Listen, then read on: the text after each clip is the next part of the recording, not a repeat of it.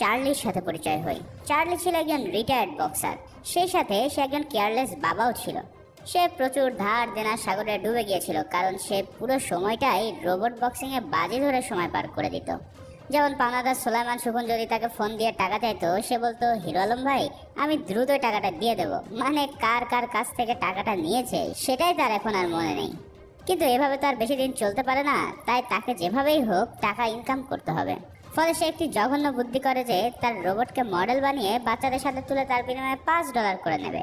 বাচ্চারাও কম চালাক না, তারা $1ও দিতে চায় না এই ভাঙাচোরা রোবটের সাথে ছবি তোলার জন্য।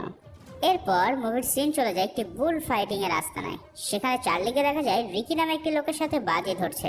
রিকি বলে, যদি তোমার রোবট আমার বেস্ট ষাঁড়ের সাথে ফাইট করে জিততে পারে, তাহলে আমি তোমাকে $20,000 দেবো। এমন লোভনীয় অফার শুনে চার্লি সাথে সাথে রাজি হয়ে যায় ফাইটের জন্য।